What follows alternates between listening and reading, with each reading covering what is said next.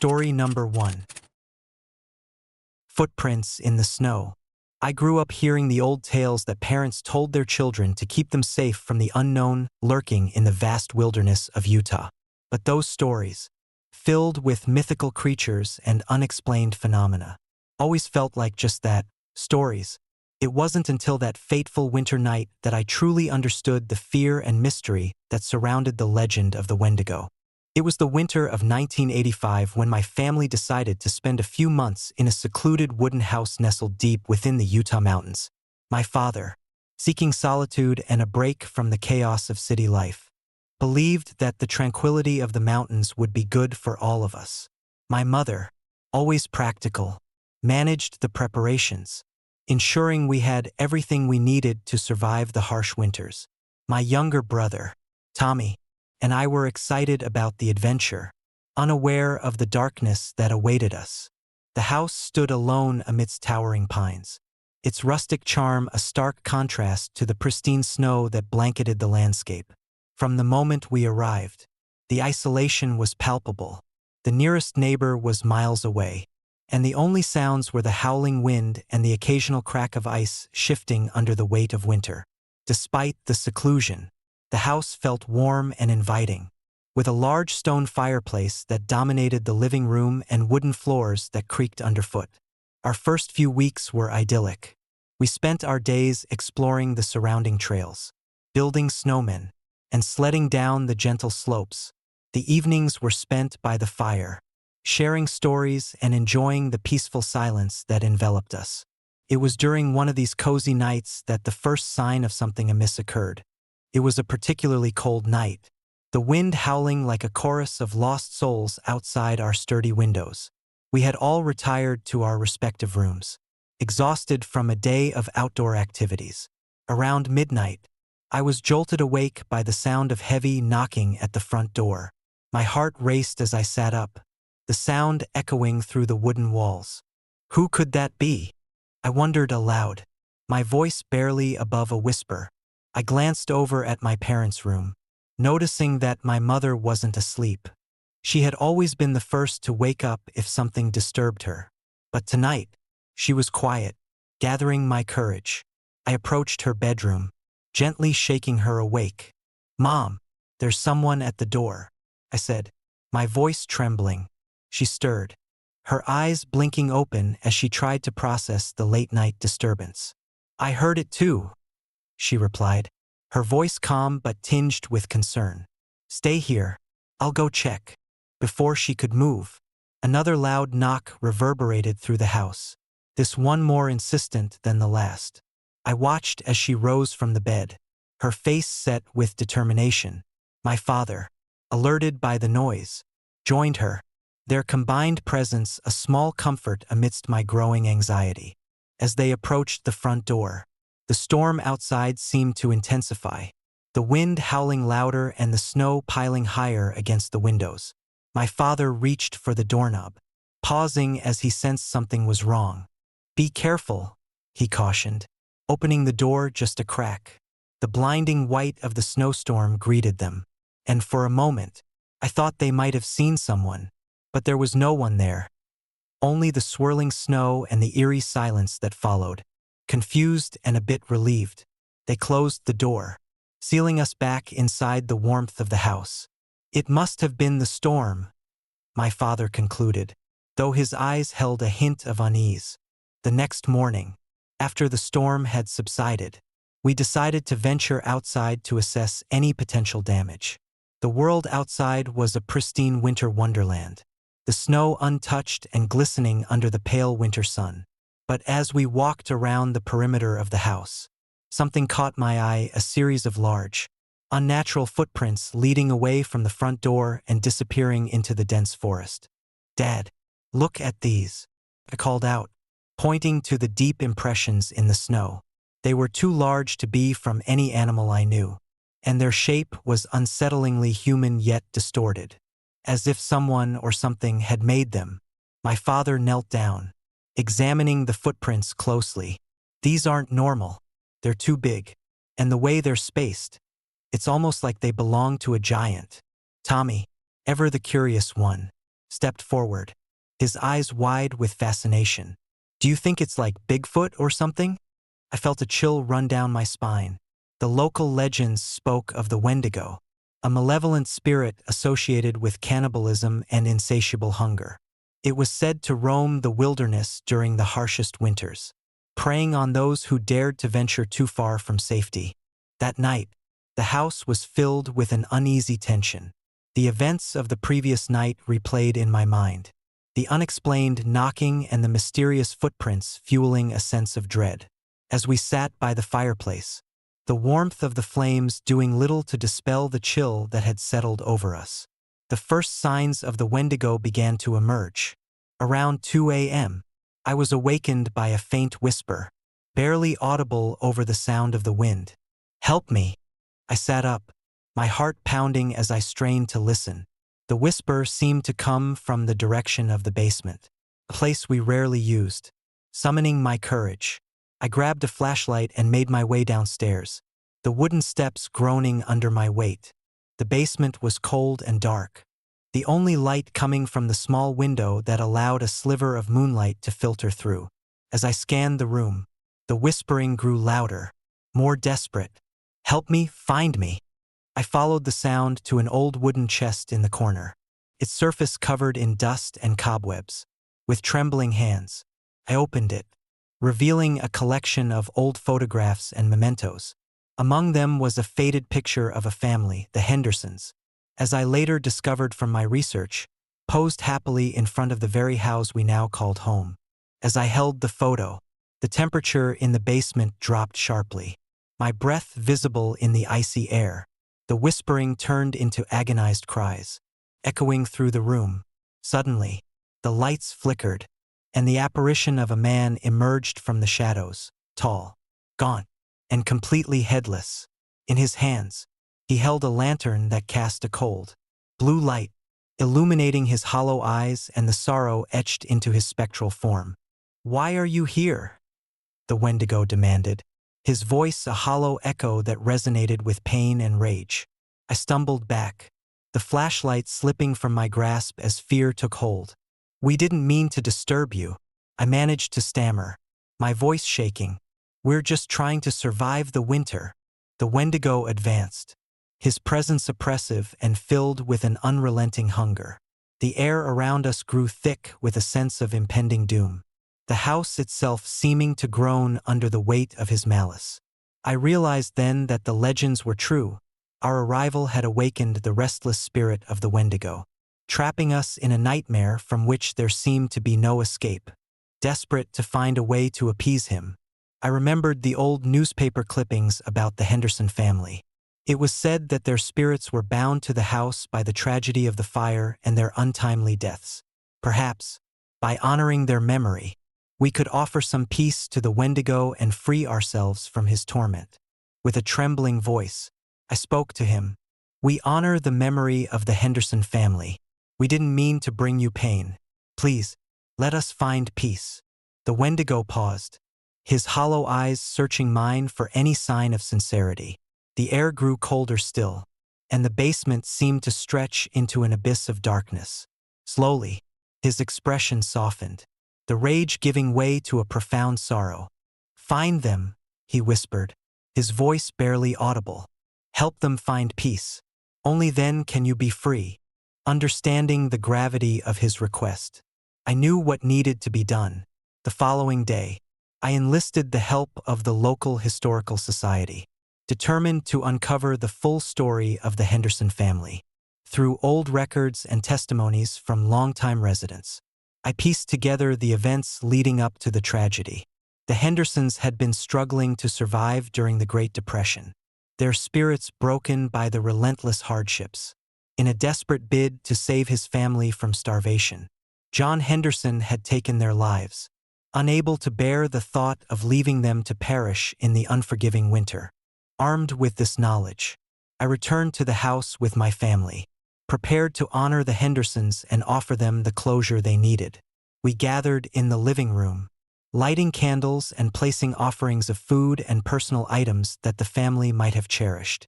As we spoke words of remembrance and forgiveness, the atmosphere in the house shifted. the oppressive cold giving way to a sense of warmth and peace. That night, as we sat by the fireplace, the rocking chair no longer moved on its own, and the whispers had ceased. The Wendigo's presence was gone, replaced by the gentle flicker of candlelight and the quiet harmony of a house finally at rest. We felt a profound sense of relief, knowing that we had helped to free both the Hendersons and ourselves from the chains of the past. Months passed, and the house remained tranquil, the snow continuing to fall softly outside our windows. The memories of that terrifying winter lingered, a stark reminder of the thin veil between the living and the dead. Our experience taught us that some legends are rooted in truth, and that compassion and understanding can bridge the gap between our world and the spirits that haunt the shadows. Years later, as I sit by the same stone fireplace, now a permanent fixture of our home, I reflect on the lessons learned in the heart of the Utah wilderness. The footprints that once led away into the mountains are now a distant memory, but the echoes of that winter night remain a testament to the enduring power of empathy and the importance of honoring those who have been lost. And sometimes, when the wind howls through the pines and the snow blankets the world in silence, I catch a glimpse of a faint blue light, a reminder that even in the darkest of winters, there is always hope and the possibility of redemption. Living in that old wooden house in Utah taught us that home is not just a place. It's a sanctuary where love, compassion, and understanding can transform even the coldest spaces into warm havens. And as long as we remember and honor the stories of those who came before us, their spirits will continue to guide us, their whispers a testament to the enduring bonds that connect us all. Story number 2. The Haunted Rocking Chair of Wisconsin. I've always believed that every home holds a story, some whispered softly through creaking floorboards, others screaming from the shadows.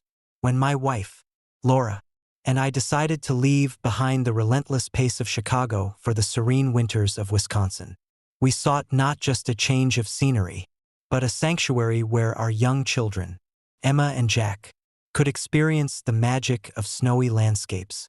The old wooden house we found nestled on the outskirts of Pine Ridge seemed perfect, quaint, charming, and enveloped by towering pines heavy with snow. From the moment we stepped inside, the house exuded a welcoming warmth. The living room, the heart of the home, featured a grand stone fireplace and an array of antique furnishings that Laura adored. But amidst the nostalgic decor stood an old rocking chair, its wooden frame worn and its paint chipped, a silent testament to years gone by. Laura found it immediately appealing, imagining Emma and Jack spending countless evenings in its comforting sway. The first few weeks were blissfully peaceful. We reveled in the simplicity of our new life, building snowmen, sledding down hills, and enjoying cozy nights by the fire. The children loved the rocking chair, their laughter filling the room as they took turns gently moving back and forth. But as the nights grew longer and the winds harsher, an unsettling presence began to seep into our idyllic retreat. It started subtly. Late one evening, as Laura was tucking Emma into bed, she noticed the rocking chair moving ever so slightly. She dismissed it as her imagination, perhaps the house settling in the frigid temperatures. But the next night, the chair rocked a bit more vigorously, as if responding to unseen forces. Laura mentioned it to me over dinner, her voice tinged with concern. "I don't know what it is," she said, stirring her soup absent-mindedly. "But the chair keeps moving on its own." I shrugged it off, attributing it to the old house's quirks and our heightened awareness after moving. However, the occurrences grew more frequent. Sometimes, I'd hear faint whispers emanating from the living room late at night, voices indistinct but undeniably present. One night, as I lay in bed, trying to ignore the unsettling sounds, I felt a cold draft brush against my skin, despite all the windows being tightly shut. Determined to understand what was happening, I delved into the house's history. The local library had limited records, but with persistence, I uncovered old newspaper clippings and town records that painted a grim picture.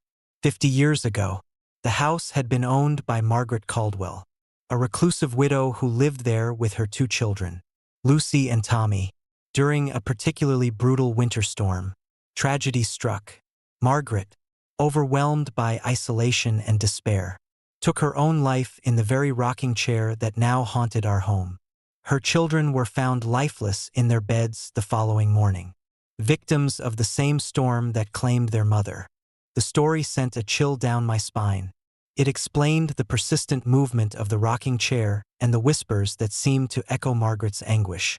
Determined to bring peace to the restless spirit, I approached Laura with my findings. "We need to help her," I insisted, showing her the newspaper articles. "Margaret Caldwell and her children are still here, trapped by their sorrow. Maybe we can do something to ease their pain." Laura, ever the compassionate one, agreed wholeheartedly. We decided to honor Margaret and her children by performing a memorial ritual, hoping to offer them the closure they desperately needed. That evening, we gathered in the living room with Emma and Jack, lighting candles and placing fresh flowers on the mantel. We spoke words of remembrance and forgiveness, acknowledging the tragedy that had unfolded within these walls. As we finished, a heavy silence settled over the room. The air felt warmer, the oppressive chill lifting as if a weight had been removed. We sat together, holding hands, hoping that our actions had made a difference. For a moment, everything seemed calm, and we believed we had succeeded in our mission. But just as we began to relax, the rocking chair started to move again, this time more violently than before. The whispers returned, louder and more desperate, echoing Margaret's unending grief. "Help us find peace." Fear gripped us, but Laura stood up, her eyes filled with determination. "We can't give up," she declared. "We need to find out what binds you to this place." Driven by a mix of fear and resolve, we decided to explore the basement, the only other room in the house that remained locked. Armed with flashlights, we descended the narrow stairs, the air growing colder with each step. The basement was cluttered with old furniture and forgotten belongings, the remnants of a life long past. In the corner, we found an old diary belonging to Margaret Caldwell, its pages yellowed and fragile. I carefully opened the diary, the entries revealing the depths of Margaret's despair. She wrote of loneliness, the relentless storm that isolated her from the world, and the unbearable pressure of losing her husband during the Great Depression. The final entries were frantic, detailing her decision to end her life and the lives of her children, a tragic act born from desperation and hopelessness. Tears welled in my eyes as I read the heart-wrenching words. Understanding the magnitude of Margaret's suffering, we knew then that simple acknowledgement wasn't enough. We needed to offer genuine solace and perhaps find a way to help her find forgiveness. That night, we returned to the living room, the atmosphere heavy with the weight of the past. We decided to recreate a semblance of normalcy, placing toys and books that Margaret and her children might have cherished. We spoke to them as if they were still part of our family, sharing stories and memories, hoping to bridge the gap between the living and the dead. Gradually, the disturbances began to lessen. The rocking chair moved less frequently, and the whispers became softer, more like gentle sighs rather than desperate pleas. It felt as though Margaret and her children were slowly finding peace, their spirits eased by our efforts to honor their memories. Weeks turned into months, and the house settled into a tranquil rhythm once more. Emma and Jack continued to enjoy the rocking chair, their laughter filling the room without the eerie undertones that once haunted us. Laura and I found a deeper connection, our shared experience strengthening our bond and reminding us of the importance of compassion and understanding. One winter evening, as we sat by the fireplace, the room bathed in the warm glow of the flames, I noticed something remarkable. The rocking chair, now still and silent, reflected a subtle warmth, as if the house itself was finally at peace. I glanced around the room, sensing a profound sense of harmony that had eluded us for so long. "Do you feel that?" I asked Laura, a smile tugging at the corners of my mouth. She nodded, her eyes meeting mine with a shared sense of relief. "It feels like Margaret and her children are finally resting," she replied softly. In that moment, I realized that our actions had transcended mere rituals. They had forged a connection, offering forgiveness and understanding to souls long tormented by their past. The house, once a place of unimaginable sorrow, had become a sanctuary of healing and love. Years have passed since that transformative winter in Wisconsin, and our home remains a haven of peace and warmth. The rocking chair, a symbol of both tragedy and redemption, stands as a reminder of the power of empathy and the enduring strength of the human spirit. Emma and Jack have grown up, their laughter still echoing through the halls, unburdened by the shadows that once haunted our nights. Occasionally, when the wind howls through the pines and the snow blankets the world in silence, I catch a faint whisper, a soft, almost imperceptible sigh of contentment. It's a gentle reminder that some stories never truly fade, but instead evolve into tales of hope and resilience. And in our home, amidst the warmth of the hearth and the love of our family, Margaret Caldwell and her children have found the peace they so desperately sought, their spirits forever woven into the fabric of our lives. Living in that old wooden house in Wisconsin taught us that home is more than just a place. It's a sanctuary where love, compassion, and understanding can transform even the coldest spaces into warm havens. And as long as we remember and honor the stories of those who came before us, their spirits will continue to guide us, their whispers a testament to the enduring bonds that connect us all. Story number 3. Whispers from the Maine Woods. I've always been drawn to the solitude of the forest, the way the towering pines and dense underbrush create a world apart from the chaos of everyday life. So when my friends Rachel, Tom, Lisa, and Jake decided to rent an old wooden house nestled deep within the Maine woods for a winter getaway, I welcomed the opportunity with open arms. Little did I know, our retreat would plunge us into a nightmare that would forever change our perception of the wilderness. The house stood alone, surrounded by acres of untouched forest, its weathered exterior hinting at decades of isolation. Snow had already begun to blanket the landscape, transforming the world into a serene, white expanse. As we approached, the crisp winter air filled my lungs, and the scent of pine and wood smoke enveloped us. The path to the house was narrow, winding through thick snowdrifts that muffled our footsteps, adding an eerie stillness to our arrival. Inside, the house exuded a rustic charm. The large stone fireplace dominated the living room, its hearth cold and unused, while the wooden floors creaked under our weight as we explored the space. Each room was furnished with antique pieces that seemed to whisper stories of the past. We quickly settled in, unpacking our belongings and preparing for the long winter ahead. That first night was peaceful, the silence of the woods creating a comforting backdrop to our conversations and laughter. We gathered around the fireplace, sharing stories and enjoying the warmth it provided. As midnight approached, a sudden gust of wind rattled the windows, and the temperature inside the house seemed to drop sharply. Shivering, I wrapped myself in a blanket, but the chill lingered, seeping into my bones. Around 2 a.m., Rachel woke me with a soft whisper. "Did you hear that?" I strained my ears, trying to discern any familiar sounds amidst the quiet of the night.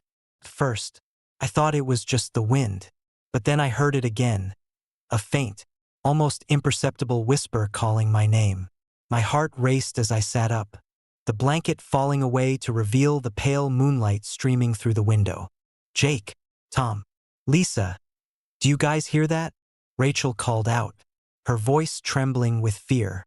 One by one, my friends awoke, their eyes wide with unease. We sat together on the couch, listening intently. The whispers grew louder, each one echoing our names, carried by the cold night air from outside the house. It was as if the forest itself was trying to communicate with us, but the words were lost in the howling wind. Determined to uncover the source of the whispers, we decided to investigate. Grabbing flashlights, we cautiously made our way to the front door, the snow crunching under our boots. as we stepped outside. The cold was biting, each breath forming visible clouds in the frigid air. The forest loomed around us, the trees swaying gently in the wind, their branches bare and skeletal against the night sky. We began to walk towards the edge of the property, the whispers growing louder with each step. The moonlight danced on the snow, creating shifting patterns of light and shadow. As we reached a clearing, the whispers intensified, now clear enough to recognize our names being called repeatedly. My pulse quickened as I glanced around, searching for any sign of movement or figures hidden among the trees. Suddenly, Tom stopped in his tracks, pointing towards the far end of the clearing. There, partially obscured by the snow, were faint handprints pressed against the glass of one of the old outbuildings. The prints were indistinct, barely visible against the icy surface, but their presence was undeniable. We approached cautiously, the tension thickening the air around us. "What do you think it is?" Lisa whispered, her eyes darting nervously around the clearing. Before anyone could respond, a piercing scream shattered the silence, echoing through the forest like a banshee's wail. The ground beneath us seemed to tremble as the whispers turned into desperate pleas for help. Panic surged through our veins as we realized that whatever haunted this place was reaching out to us, trying to communicate something vital. Determined to find answers, we retreated back to the house, our minds racing with fear and uncertainty. That morning, as the storm had subsided and the sun began to melt the remnants of the night's snow, we decided to delve deeper into the history of the house. The local library in Pine Ridge, the nearest town, held the key to unraveling the mystery that had enveloped our winter retreat. The librarian, an elderly man named Mr. Thompson, welcomed us warmly. Sensing the unease that clung to us like the lingering snow, we shared our experiences, describing the whispers and the ghostly handprints. His expression grew somber as he pulled out old newspaper clippings and faded photographs from a dusty shelf. "These reports date back over 50 years, Mr. Thompson explained, handing us a yellowed newspaper article. The headline read, "Tragic Winter Claims Lives of Family in Remote Maine Cabin." The article detailed the story of the Henderson family, John, Mary, and their 2 children, Emma and Ben, who had perished in a brutal snowstorm while vacationing in the same house we had rented. According to the records, the family had been trapped by the storm, unable to escape the rising temperatures and relentless blizzard. Desperate and hopeless, John had taken drastic measures, leading to the family's tragic demise. The exact cause of the incident was never determined, leaving behind a legacy of sorrow and unanswered questions.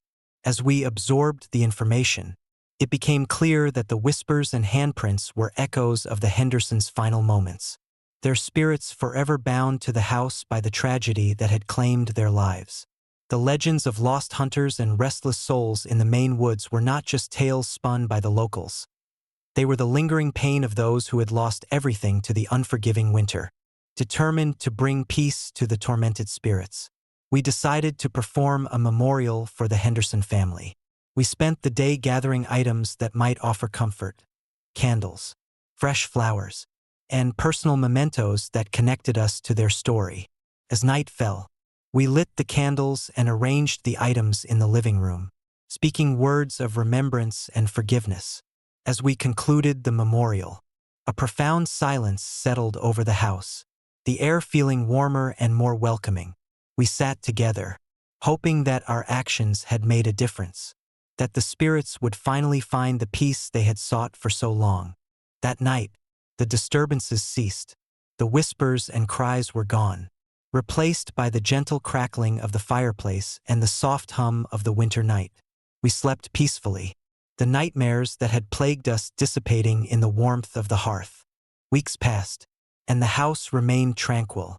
The echoes of the past no longer haunted our nights, and a sense of harmony settled over our winter retreat. Lily thrived in the peaceful environment, her laughter once again filled with genuine joy rather than fear. Rachel, Tom, Jake, and I found solace in the quiet, our bonds strengthened by the shared experience of confronting the house's dark history. But one evening, as we sat by the fireplace, basking in the comforting warmth, a faint whisper drifted through the room. I froze, the sound barely audible over the crackling flames. "Thank you," the voice seemed to say, a soft murmur that sent a chill down my spine. I looked around, my eyes searching for any sign of movement. There was nothing, only the dancing shadows cast by the firelight. I felt a sense of peace wash over me, knowing that the Hendersons had found the closure they so desperately needed.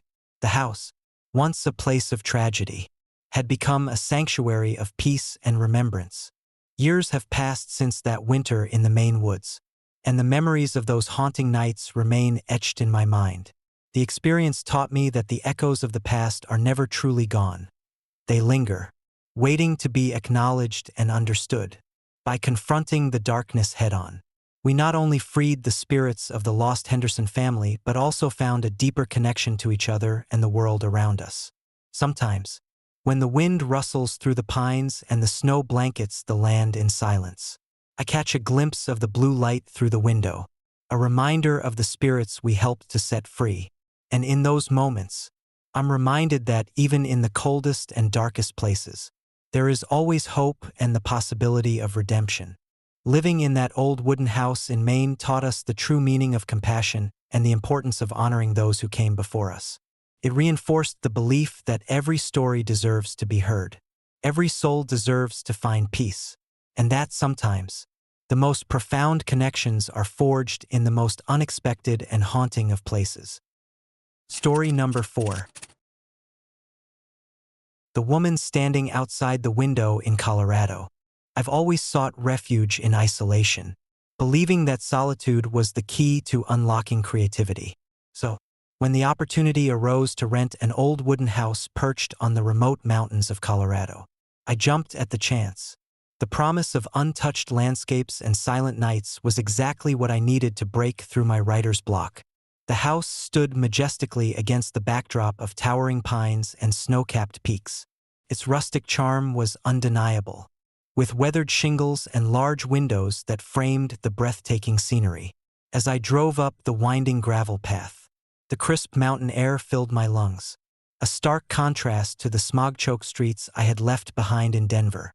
Settling in was easy. The interior was cozy, with a stone fireplace that dominated the living room and wooden beams that supported the ceiling. I unpacked my bags, set up my writing nook by the window, and took a moment to absorb the tranquility that enveloped the house. The first day passed uneventfully, the silence only broken by the occasional rustle of leaves or the distant call of a mountain owl. That night, as the temperature plummeted and the wind howled outside, I settled into bed, the warmth from the fireplace lulling me into a peaceful slumber. It was only a few hours later that the nightmare began. I was jolted awake by the sound of soft footsteps echoing through the house. At first, I thought it was just the house settling, but the sound persisted, deliberate and unmistakable, heart-pounding. I reached for my phone to call out to Emily, my wife, who was in the guest room, but when I checked, her phone was dead, and I couldn't find her anywhere in the house. Panic set in as the footsteps grew louder, moving from room to room, closing in on my bedroom door. I mustered the courage to investigate, grabbing a flashlight from the bedside table. The beam of light cut through the darkness as I crept down the hallway, each step heavier than the last. As I reached the living room, I froze. There, standing by the window, was the silhouette of a woman. Her form was barely visible in the dim light, but her presence was undeniable. She stood motionless, staring directly at me with an intensity that sent chills down my spine. "Emily?" I whispered, my voice trembling. She didn't respond. Instead, she turned slowly, her back facing me, and began to walk towards the basement door.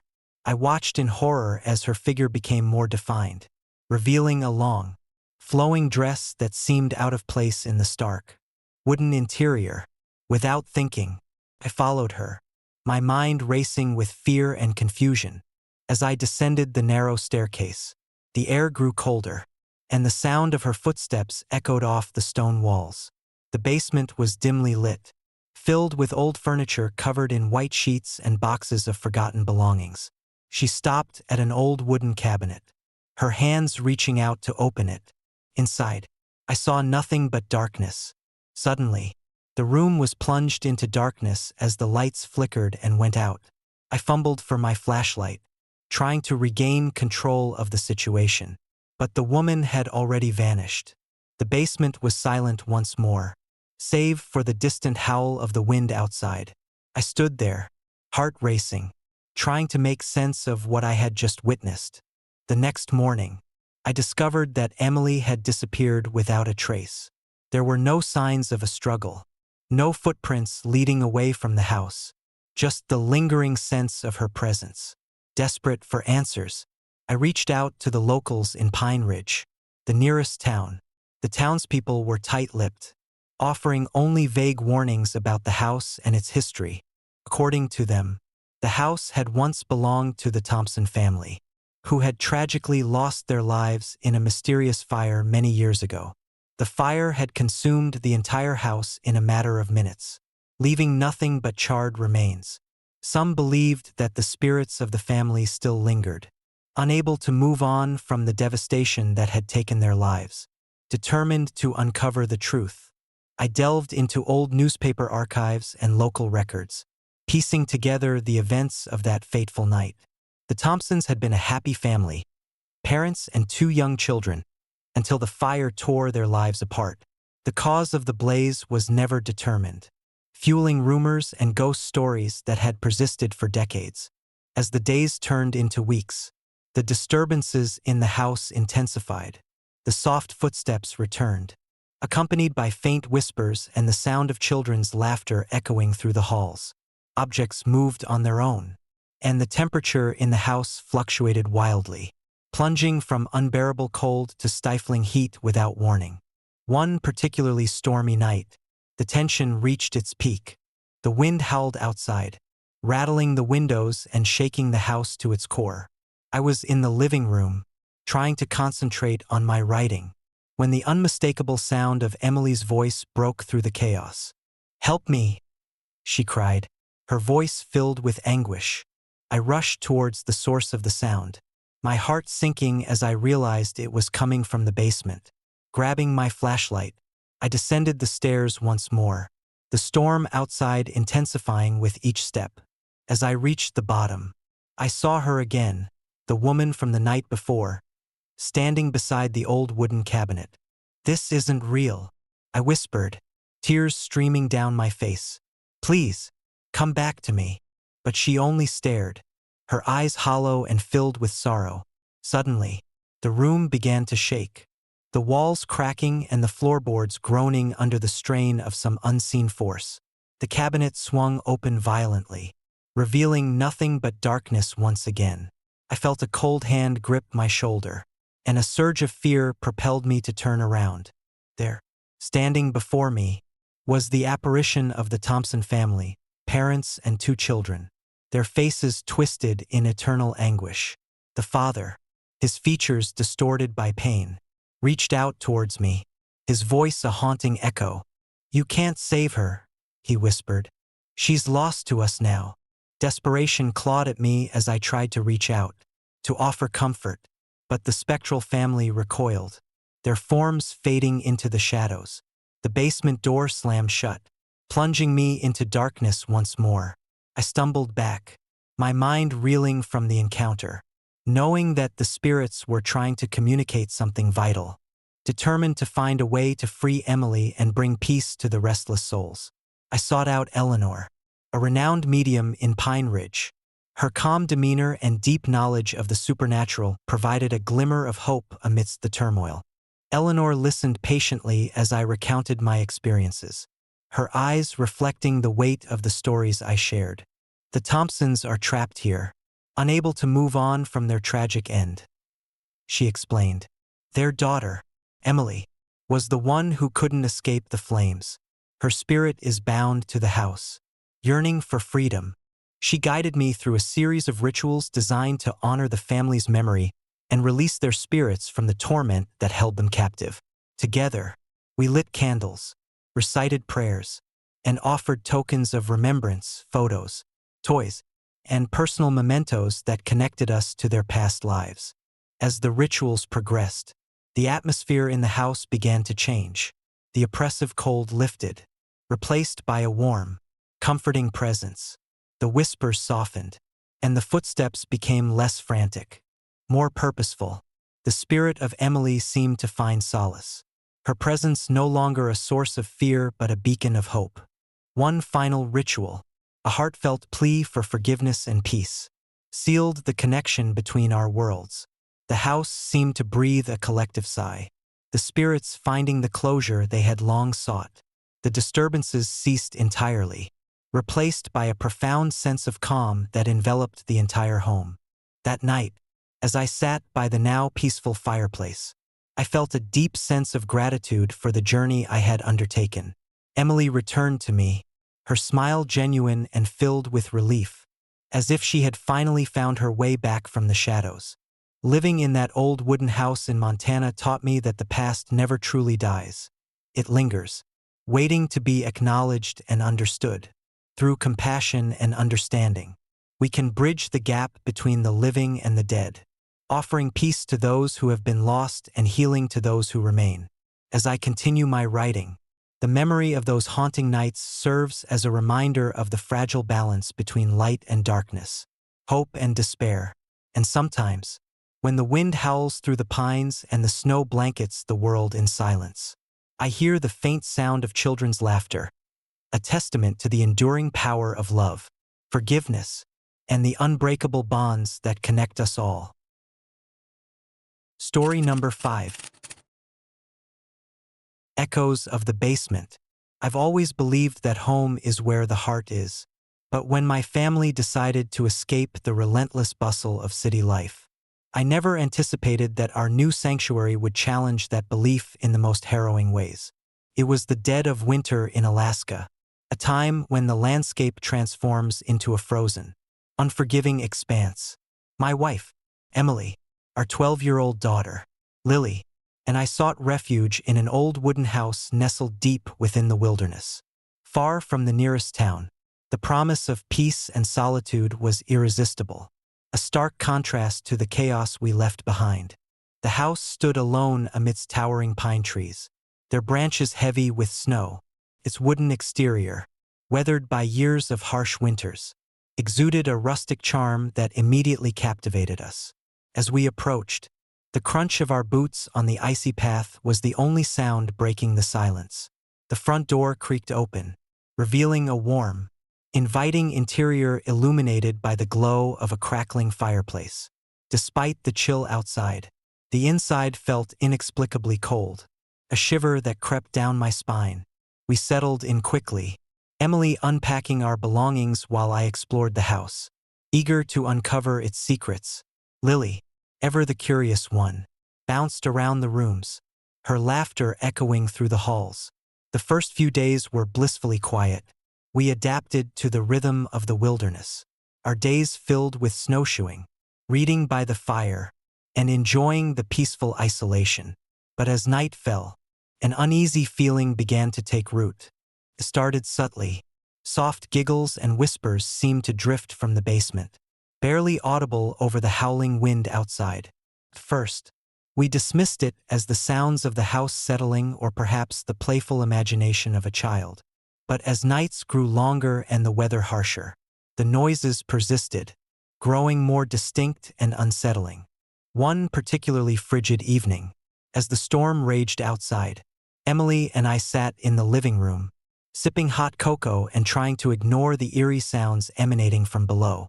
Lily was asleep upstairs, her breath steady and peaceful.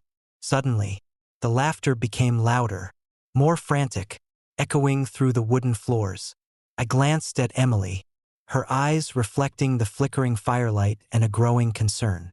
"Did you hear that?" I asked, my voice tinged with unease. She nodded slowly, her grip tightening around her mug. "It's coming from the basement again." A chill ran through me, more intense than the biting cold outside. I stood up, the floorboards groaning under my weight, and made my way towards the basement door. Emily followed, her footsteps silent but determined. We reached the door, the laughter fading into a sorrowful wail. I hesitated, my heart pounding in my chest, before slowly opening it. The basement was dimly lit, the only light coming from a single bulb hanging from the ceiling. The source of the laughter was nowhere to be seen, but the room was cluttered with old furniture and dusty boxes. On a small table in the corner lay a worn wooden box, its surface etched with intricate patterns. My curiosity piqued. I approached it cautiously, the air growing colder with each step. Opening the box revealed a collection of old toys, teddy bears, wooden cars, and ragged dolls, all frozen in time. Alongside them were faded photographs of children, their smiles bright and carefree. My eyes scanned the images, each one a haunting reminder of lives once vibrant but now lost. Among the photos was one of a little girl with striking resemblance to Lily, her eyes full of innocence and joy. A sudden rush of emotion overwhelmed me. The laughter, the whispers, it all made sense now. The spirits of the children who had once lived here were restless, their playful spirits unable to move on from the tragedy that befell them. The house, it seemed, held the echoes of their sorrow and pain, determined to bring peace to these restless souls. I decided to confront the source of the disturbances. That night, as the storm howled outside, I gathered the family in the living room. Emily and I held hands. Lily nestled between us, her eyes wide with fear and curiosity. "We need to help them," I began, my voice steady despite the fear gnawing at me. "These children aren't at peace. We can't leave them here." Emily nodded, her face set with determination. "What can we do?" I took a deep breath, recalling the photographs and the toys we had found. "We need to acknowledge their presence, honor their memories, and help them find peace." We spent the next few days researching the house's history, uncovering the tragic story of the previous occupants. 50 years ago, the house had been home to the Anderson family, John, Mary, and their 2 children, Tommy and Lucy. During a fierce blizzard, a fire had broken out, claiming their lives. The children, separated from their parents in the chaos, had perished in the icy wilderness, their spirits forever bound to the house. Armed with this knowledge, we decided to hold a memorial in the basement, surrounded by the toys and photographs that connected us to the lost souls. We lit candles, their flickering flames casting warm light over the cold room. We spoke words of remembrance, honoring the lives that had been cut short and expressing our desire to help them find peace. As we finished, a profound silence settled over the room. The air felt lighter, the oppressive cold lifting as if the house itself was responding to our efforts. We felt a sense of calm, a silent acknowledgement that our actions had made a difference. That night, as we sat together by the fire, the atmosphere was peaceful. The laughter and whispers had ceased, replaced by the gentle crackling of the flames. We slept soundly, the nightmares that had plagued us dissipating in the warmth of the hearth. Weeks passed, and the house remained tranquil. The disturbances were gone, and a sense of harmony settled over our home. Lily thrived in the peaceful environment, her laughter now genuine and unburdened by fear. Emily and I found solace in the quiet, our bond strengthened by the shared experience. But one evening, as we were preparing dinner, a soft giggle echoed from the basement. My heart skipped a beat, but I remembered the progress we had made. We didn't need to be afraid. Instead, we chose to embrace the presence of the spirits, welcoming their memories into our lives. I descended the stairs, Emily following close behind. The basement was bathed in the warm glow of the candles we had placed earlier. The toys and photographs still lay on the table, untouched by time. As I approached, a familiar laughter filled the room. But this time, it was different, gentle and filled with joy. Turning around, I saw the faint outlines of the children, their forms shimmering in the candlelight. Tommy and Lucy stood before us, their eyes sparkling with happiness. They reached out, their smiles radiant as they played with the toys, their spirits finally free from the pain that had bound them for so long. Tears welled in my eyes as I watched them, the weight of the past lifting from our home. Emily and Lily joined me, the three of us standing together in silent gratitude. The house, once a place of tragedy, had become a sanctuary of peace and love, where memories were cherished and spirits were honored. In the years that followed, our family thrived in the old wooden house, the echoes of laughter and joy filling every corner. The winters remained harsh, but our home was warm, not just from the fire, but from the love and compassion that had transformed it. We became part of the house's history, adding our own stories to its legacy of resilience and hope. Sometimes, on the coldest nights, we still hear the faint sound of children's laughter, a reminder of the spirits who once roamed our home.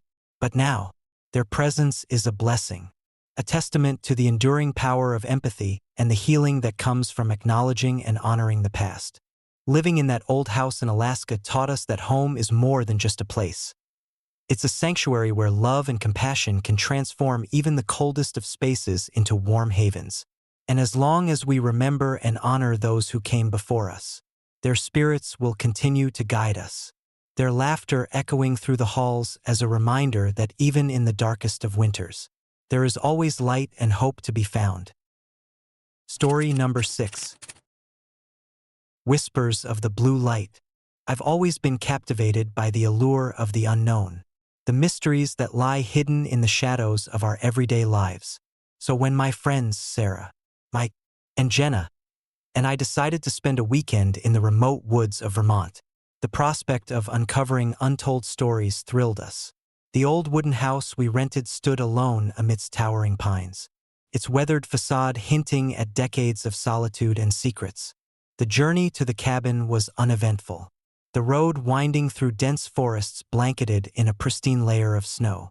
As we approached our destination, the sun began to set, casting long shadows that danced eerily across the landscape. The cabin itself was charming in its decay, with creaky wooden floors and antique furnishings that spoke of a bygone era. Despite its age, the place exuded a certain warmth, inviting us to settle in and embrace the tranquility of our winter retreat. The first day was filled with laughter and exploration.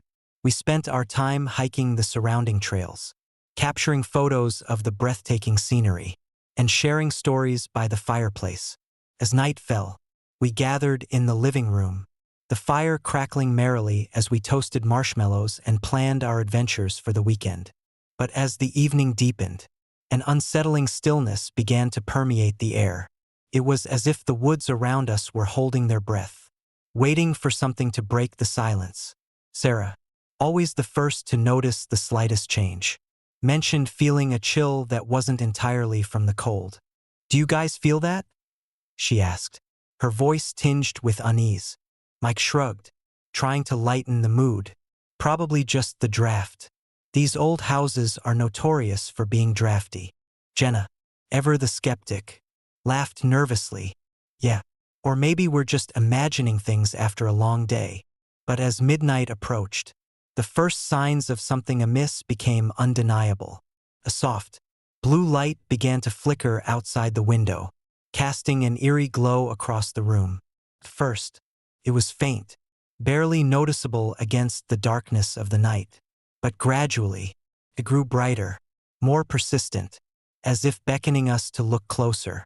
"Do you see that?" I asked, peering out into the inky blackness. The light swirled and danced among the trees, moving with an unnatural fluidity. It wasn't the steady glow of a flashlight or the steady beam of a lantern. This light seemed alive, pulsating with a mysterious energy that sent shivers down my spine. "What do you think it is?" Mike whispered, his eyes wide with apprehension, before any of us could respond. Sarah, driven by a mix of curiosity and fear, stood up. "I'm going to check it out," she declared, her voice wavering slightly. "No, Sarah, wait," Jenna called after her, concern etched on her face. But Sarah was already moving towards the door, her footsteps muffled by the thick rug. I reached out to stop her, but she pushed past me, heading out into the frigid night. We watched in silence as she disappeared into the darkness, the blue light trailing behind her like a spectral companion. My heart pounded in my chest, the sudden absence of our friend amplifying the tension in the room. Minutes felt like hours as we waited, the silence punctuated only by the occasional crackle of the fire and the distant howl of the wind. Finally, with a mix of dread and determination, Mike grabbed his flashlight and followed Sarah's footprints into the woods. "Are you sure about this?" Jenna asked, her voice barely above a whisper. Mike nodded, taking a deep breath to steady his nerves. "We need to help her.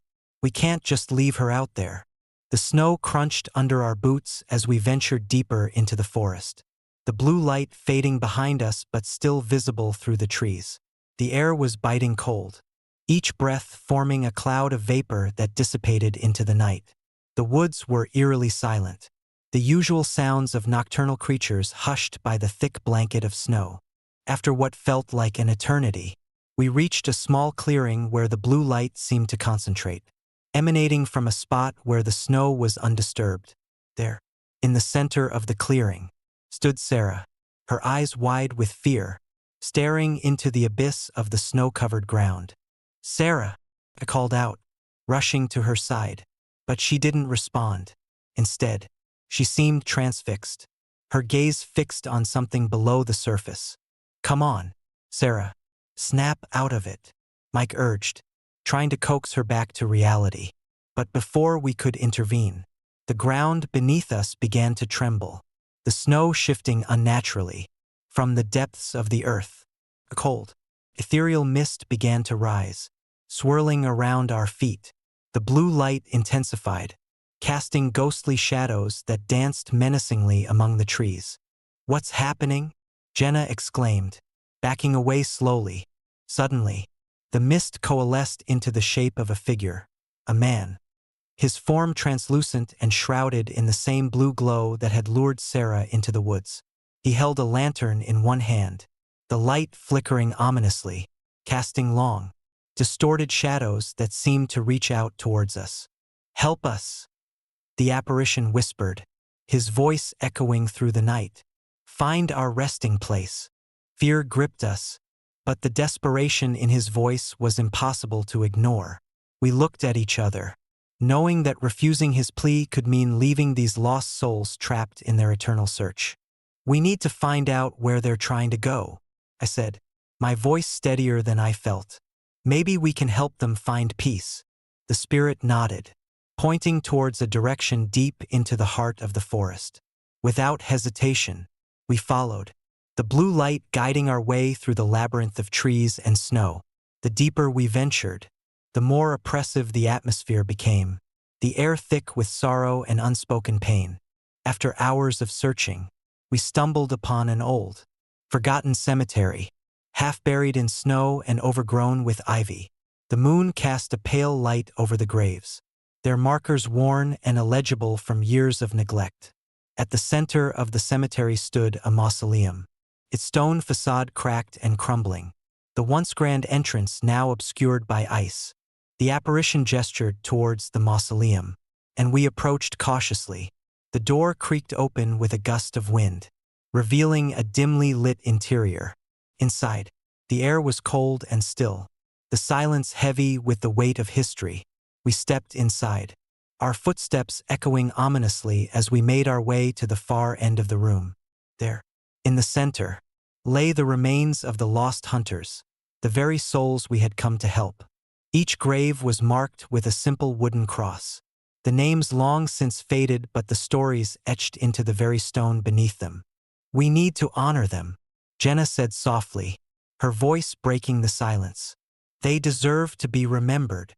We spent the next few hours cleaning the mausoleum, removing the snow and debris that had accumulated over the decades. We lit candles, their warm light contrasting sharply with the coldness that had enveloped the place for so long. One by one, we approached the graves, placing tokens of remembrance, flowers, personal mementos, and heartfelt prayers. As we worked, the blue light began to fade, replaced by a sense of warmth and tranquility. The apparitions of the hunters watched us from the shadows, their expressions softened by the acknowledgement of their suffering. When we finished, the air felt lighter, the oppressive chill lifted by our acts of compassion. The spirits of the lost hunters began to dissipate, their forms dissolving into the night sky, finally finding the peace they had sought for so many years. We left the cemetery with a profound sense of accomplishment and a deep respect for the lives that had been lost in these unforgiving woods. The blue light no longer appeared, and the woods seemed to welcome us with a newfound sense of calm. Back at the cabin, the disturbances ceased entirely. The footsteps and cold breaths were gone, replaced by the peaceful sounds of the winter night. We spent the remainder of our stay in quiet reflection, the memory of that night etched into our hearts forever. As we drove away from the woods, the first light of dawn breaking over the horizon, I felt a deep sense of gratitude for the opportunity to help the lost souls find their way home. The Appalachian wilderness had tested us in ways we never imagined, but it had also shown us the enduring power of empathy and the importance of honoring the past. Years later, the experience remains a poignant reminder of the thin veil between the living and the dead, and the impact our actions can have on those who can no longer speak for themselves. Whenever I find myself drawn to the wilderness, I carry with me the lessons learned in the heart of Vermont's haunted forests, forever changed by the whispers of the blue light and the souls we help to set free. Story number 7. The Cold Hearth of Montana. I've always sought solace in the wilderness, away from the cacophony of city life. So, when Laura and I decided to spend a winter retreat in Montana, nestled deep within the rugged mountain forests, felt like the perfect escape. The old wooden cabin we rented promised isolation and tranquility, a stark contrast to our bustling lives back in Denver. Little did we know, the cabin held secrets that would chill us to the bone in ways we never imagined. The journey to the cabin was picturesque, the snow-covered peaks glistening under the pale winter sun. As we drove deeper into the mountains, the world around us transformed into a serene, white expanse. Upon arrival, the cabin stood amidst towering pines, its weathered exterior blending seamlessly with the winter landscape. Despite its charming rustic appearance, an inexplicable chill seemed to emanate from within, a stark contrast to the warmth promised by the roaring fireplace. The first few days were idyllic. We spent our time exploring the surrounding trails, capturing the beauty of the untouched wilderness, and enjoying the cozy evenings by the fire. The cabin was well equipped, with every modern convenience one could hope for. Yet, no matter how many logs we fed into the fire, the house remained unnaturally cold, a persistent chill that settled into our bones. Laura brushed it off as poor insulation or the draft from the old windows. I, ever the skeptic, found comfort in rational explanations. But as night fell and the temperature plummeted further, the true nature of the cabin began to reveal itself.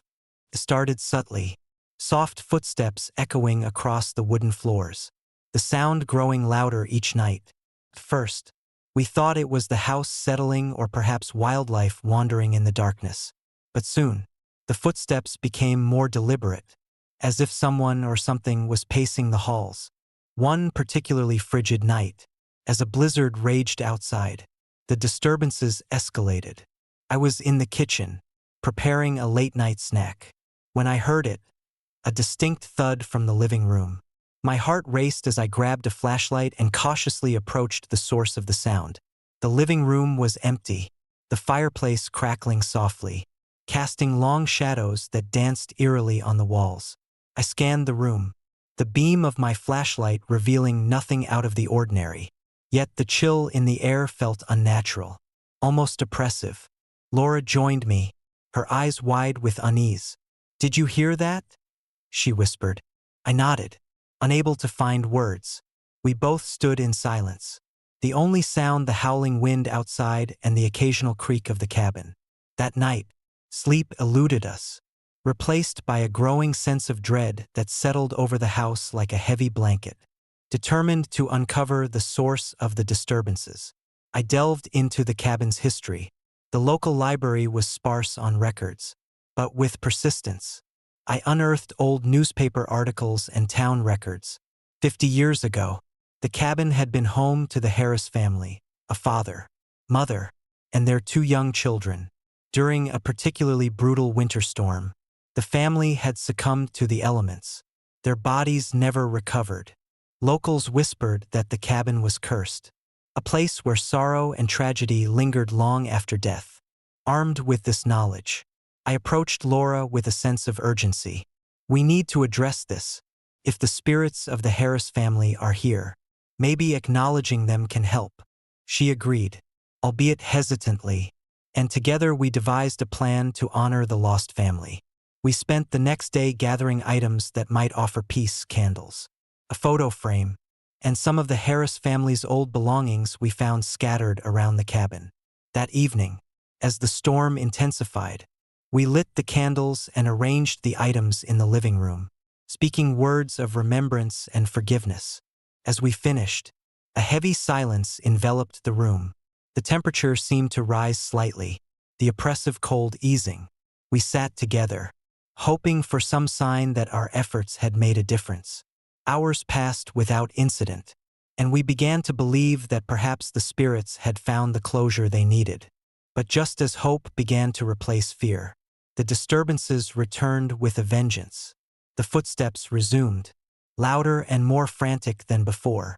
Cold breaths materialized in the air, swirling around us like spectral mists, though no one was visibly present. The fireplace, once warm, now emitted an icy chill, the flames flickering erratically as if reacting to an unseen presence. One night, as we huddled together in the living room, a ghostly figure materialized by the hearth. It was a man, tall and gaunt, his face obscured by shadows, holding a lantern that cast an ethereal glow. His eyes, though hidden, seemed to pierce through us, filled with sorrow and longing. "Why do you linger?" His voice was a hollow whisper, carried by the howling wind. Laura clutched my hand, her knuckles white. "We mean you no harm. We're here to help." The apparition's head tilted slightly, a gesture of contemplation. "Find peace," he murmured before fading into the cold air, leaving us trembling in the wake of his presence. Determined to bring true peace to the restless spirits, we sought out the local medium, a woman named Eleanor who had a reputation for communicating with the dead. She arrived with a calm demeanor, her presence a stark contrast to the fear that had gripped us. After conducting a séance, Eleanor revealed the depth of the Harris family's anguish. The father, Thomas Harris, had been a loving husband and father, but the economic strain of the Great Depression had driven him to despair. On that fateful night, overwhelmed by hopelessness, he had taken his family's lives, unable to bear the weight of their suffering. Their souls were trapped in a cycle of torment, reliving their final moments endlessly. Eleanor guided us through a ritual of forgiveness and release, encouraging us to show compassion and understanding for their pain. As we performed the ritual, the cabin seemed to breathe a collective sigh, the cold dissipating as warmth returned to the rooms. That night, the disturbances ceased. The footsteps no longer echoed through the halls, and the cold breaths vanished, replaced by a peaceful stillness. We felt a sense of relief, knowing that we had helped the Harris family find the closure they so desperately needed. Months passed, and the cabin became a place of tranquility once more. Laura and I continued to enjoy our winter retreats, the memories of those harrowing nights fading into the background. Yet, every now and then, a faint warmth would emanate from the fireplace, a silent reminder of the spirits we had helped to release. One snowy evening, as we sat by the now consistently warm fire, Laura turned to me with a soft smile. "I think we did the right thing," she said, her eyes reflecting the dancing flames. I nodded, feeling a profound sense of peace. Yes, we gave them the gift of peace, and in return, they gave us something invaluable: closure and the strength to move forward. As the snow continued to fall outside, blanketing the world in white, I realized that some houses carry the weight of history, their walls echoing the sorrows and joys of those who once inhabited them. but with empathy and understanding. Even the coldest hearths can become warm sanctuaries, where past and present coexist in harmony. Living in the old cabin in Montana taught us that the wilderness holds more than just natural beauty. It harbors stories of love, loss, and redemption, and sometimes, amidst the silent snowfall and the whispering winds, those stories find their way into our hearts, guiding us through the darkest of nights with the enduring light of compassion and hope.